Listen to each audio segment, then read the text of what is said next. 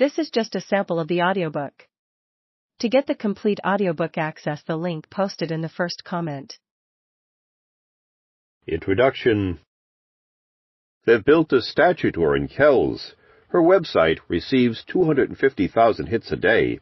Every Christmas Day, somebody in the world is watching Miracle on 34th Street, and every St. Patrick's Day, somebody is watching The Quiet Man. Maureen O'Hara, née Fitzsimmons, occupies an unusual place in the film pantheon in that she was never nominated for an Oscar.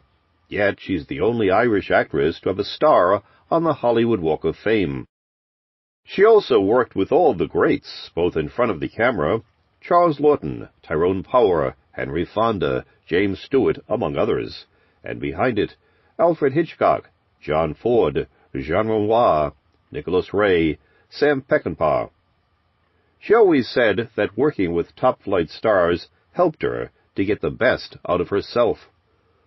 O'Hara's Belle Époque was the 1940s and 1950s, when she occupied the front ranks of female action roles. The films she appeared in had an old-world simplicity, but that made them no less entertaining.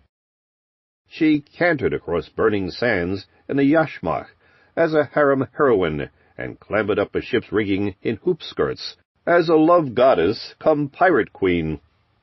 There was always a fight in them between me and someone else, the rapier-slashing star told Joe Hyman's in a 1959 Los Angeles Times interview. Usually another girl. That made up for the bad script.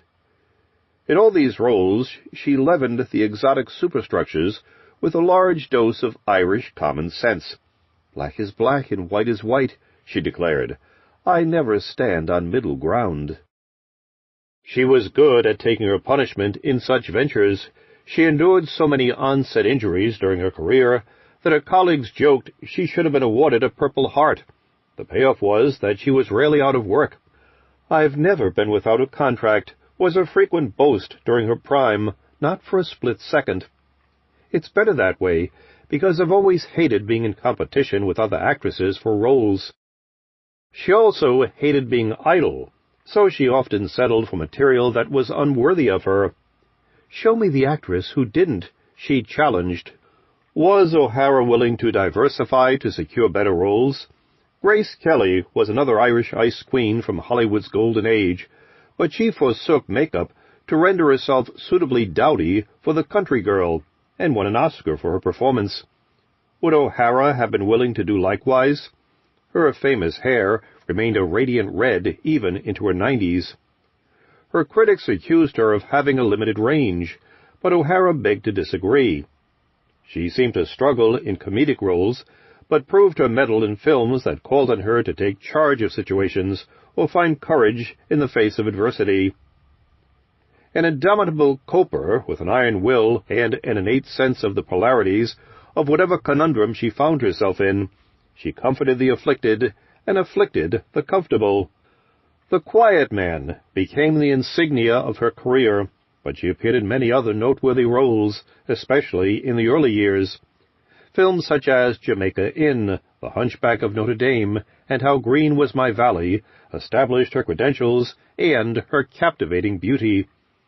Other early highlights included the profound dramas The Fallen Sparrow and This Land Is Mine, and, in the 1950s, two other John Ford offerings, The Long Grey Line and Wings of Eagles.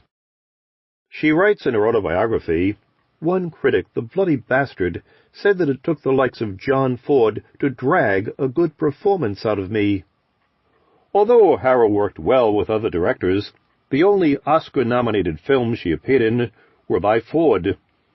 In the 1960s and 1970s, she expanded her range to play mature women, and also appeared in acclaimed TV films, such as Mrs. Miniver and The Red Pony, when the dreaded black box ate into cinema profits and threatened to torpedo the genre. Versatility was one of her proudest traits. "I played every kind of role," she declared. "I was never petite or cute, so there was never anything about me that would go out of style." But she never laid claim to genius. "I worked hard and always knew my lines.